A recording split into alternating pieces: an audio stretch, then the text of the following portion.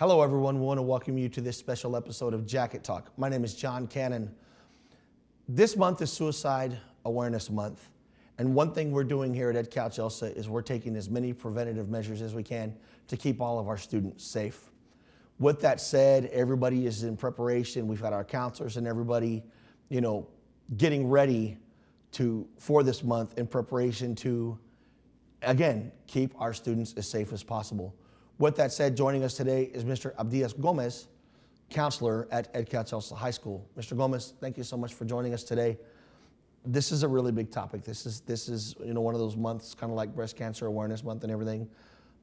But this one's a little bit different because it's a situation where it can be some serious harm involved. So what are some things that we're doing here at Edcouch-Elsa? Or I guess talk to us a little bit about Suicide Awareness Month, and what are some of the preventative measures we're taking here to keep our students safe? Well, I'm glad you mentioned that it is Suicide Prevention Month, John. And first I want to make mention and clarify something. Yes, this is the month where we promote awareness for suicide prevention. However, suicide prevention is something that we need to look at year-round.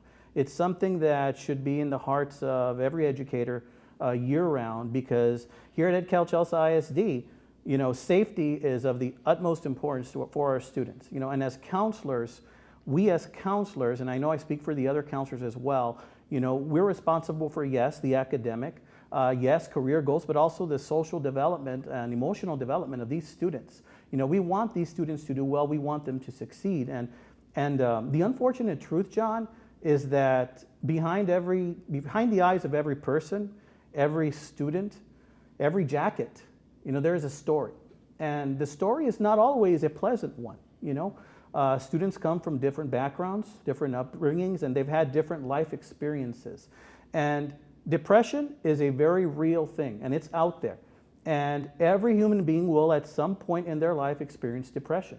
Whether you experience it personally on your own or whether you experience it by having it yourself, it is a very real illness that's out there, and it's something that can lead to suicide. So because of that, we as counselors, we strongly feel that we need to get the word out. We need to get the word out. We need for our parents and our students to understand that they do have a recourse. They do have people they can go to for assistance. We are those people, but we're not alone. Edcouch-Elsa is filled with so many wonderful and caring employees. I'm not just talking about the counselors because that's our job. I'm talking about our custodians. I'm talking about the wonderful cafeteria employees that we have, that when they serve your children food, they do so with a smile and with a lot of love in their heart. I'm talking about our maintenance. I'm talking about, yes, our teachers. Our teachers are with the children most of the day. They perhaps know them better than anyone else. They're surrogate parents for our students in the absence of their real parents at home who are working to try and make a living for their children. So we have personnel, people they can go to. And I want to encourage, and one of the things, we're going to talk about several things today, but one of the things I want to encourage is for our students to feel comfortable to go to any employee. And this goes for our parents as well. Go to any employee, and if you have a concern, anything related to depression or suicide, that employee will direct you to a counselor or someone that can help you. Because here at Edcouch-Elsa ISD, we take care of our jackets. Yes, sir. And when I say little jackets, I'm talking about elementary, I'm talking about our junior high, and I'm talking about our high school. And if we need to, we go do home visits and we make communication with those parents, because that's the most important thing to us. If a student cannot feel safe, then the student cannot learn. So because of that, suicide prevention is up here for us as counselors. So one of the things I wanted to mention is what makes people think about suicide, right? And I'm going to say people because this is something that not just affects students, but it also affects people in all age groups, right? Many times people in their life experience some type of trauma. I'm not going to go into those specifics of what they are, but it is out there. People experience trauma in their lives. It could be trauma in the home resulting from some form of violence or PTSD. It could be failed peer relationships at school. It could be they're having a bout with depression or anxiety. And so these thoughts will enter their mind. And time is of the essence. When these thoughts enter the minds of these students or adults or peers, we need to address it as soon as possible. There you go. And I'm going to explain why. Many times, the student will go through or the person will go through the stages, and they'll start with the ideation, the suicidal ideation, right? And many times they're going to experience some more symptoms that we're going to go over later, or many times they'll skip that one and go straight to the planning stage. So the earliest that we catch it, the better off we are. And we're going to address that a little bit later. Yeah, I was going to say, what are some of the warning signs? I know you mentioned a couple right now, but Yeah. what can we as educators, especially myself as an educator or any employee here, what do we need to look out for to see a possible student having thoughts like this or possibly having trouble? Definitely, and there are many warning signs out there, and these are not all of them, but one of the main ones is suicidal ideation. Like I mentioned before, suicidal ideation is expressed either verbally, written, or by some other means, letting somebody know that that person wants to end their life. And it could be a note they wrote to a friend. It could be a communication they did through email, text, some type of cyber communication through their phone. It could be through social media. Nowadays there are so many ways that a student can express their feelings that makes it twice as hard for everything that we have to look out for. As a counselor, I may get a message from somebody saying that, oh, this was expressed through social media. Well, I'm going to look into that. I may get a message saying, look, I found this note. I'm going to look into that too. I'm going to contact parents. I'm going to do what I need to do. But there are some other things that parents and students and staff need to look out for. If you see a sudden change in mood or behavior, and let's say the student usually is very calm, and then from one day to the next, they're loud, they're acting recklessly, maybe they're not caring so much about their grades. These are all signs, right? These are all signs that something may be going off in either their personal life, their academic life, or their life at home.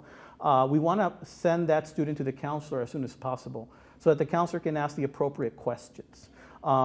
Another thing you might want to look at is if the student looks down or depressed, and that's typically not how they act. You want to look for any indications and changes in behavior, mood swings, withdrawing, isolation, anything that's different about what they used to behave like.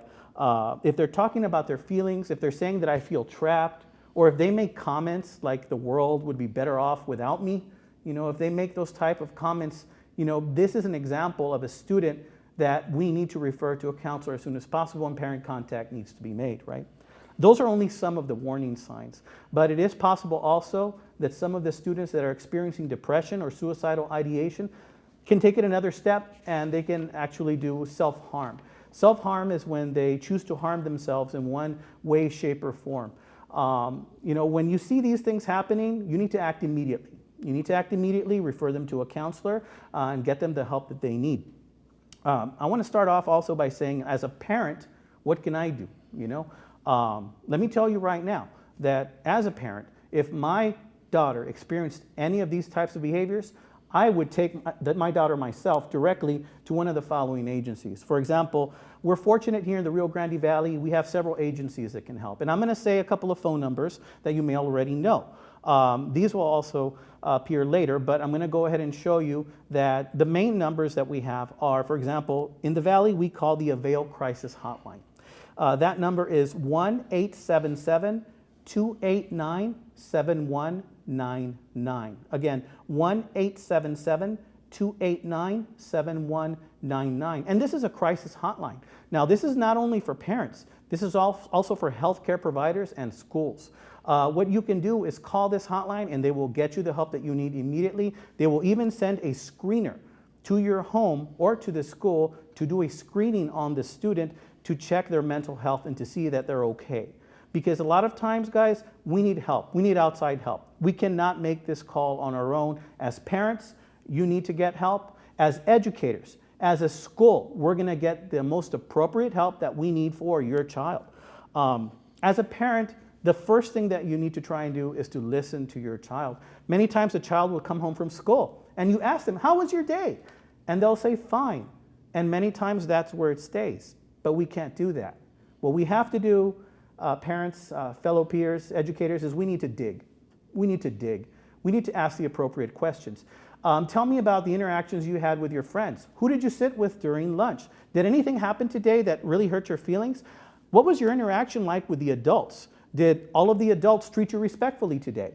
You know, these are questions you have to ask your child so that you can get an idea of how their day was.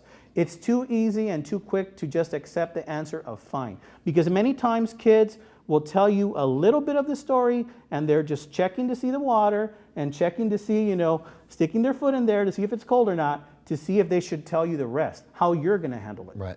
So as adults, we need to be calm, we need to be supportive, and we need to be ready to understand and to listen, most importantly. You know, of course, we have 911.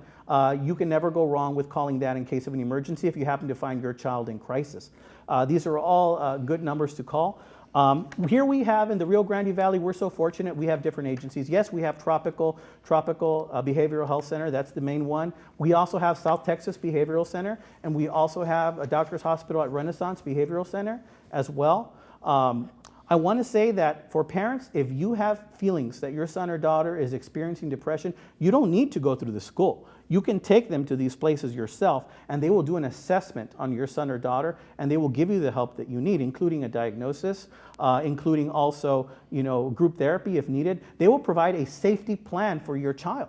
You know, it is very important that you know what resources you have, and if you have any questions, guess who you can call? You can call the counselor for your child's appropriate grade level. That's where you go for help. That's where you go because the counselor is going to be the one to help you answer any and all of these questions. But let me just caution you, we don't want to wait.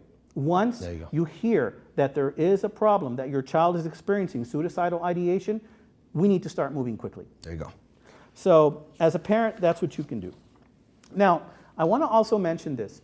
Many times, you know, a student will wonder, and I'm talking about, it could be an elementary student, a junior high student, or a high school student. What can I do as a student to help my friend?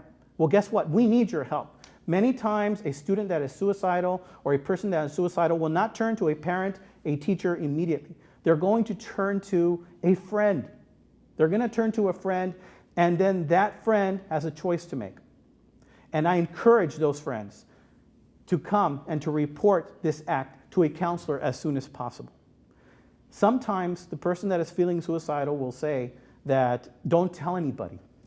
That is exactly when you should tell somebody. You need to let an adult know. This district is filled with caring adults, cafeteria workers, security guards, monitoring the safety of our children. Boys and girls, please, there is somebody in this school. There is somebody in your community that can help you. I encourage you. I implore you. I pray that you're going to look for someone to talk to and that person will direct you to someone that can help you. Any employee in Edcouch-Elsa ISD can do that for you, I promise. Now, also, as a friend, you know, you should also tell, yes, an adult at school, tell an adult at home too, because parents are great. Sometimes a parent will call us and they'll let us know of a comment their son or daughter made. They might not have been ready to tell us, but they told their mom or they told their dad, and we get a heads up. And I thank you for that. I applaud you for that. You can be a hero. You can be a hero by doing the right thing. There you go. Now, the last thing I wanted to cover is if you currently are a student at Edcouch-Elsa ISD and you're experiencing suicidal thoughts, maybe you're struggling with depression, we're here for you. Go to your counselor. Go to your teacher. They will get you the help that you need. We're going to be with you every step of the way. You're not going to be alone. You are not alone. You are never alone in a district full of employees that care. And that's what we are here at Edcouch-Elsa ISD. Ladies and gentlemen, that's Jacket Talk. Thank you for joining us.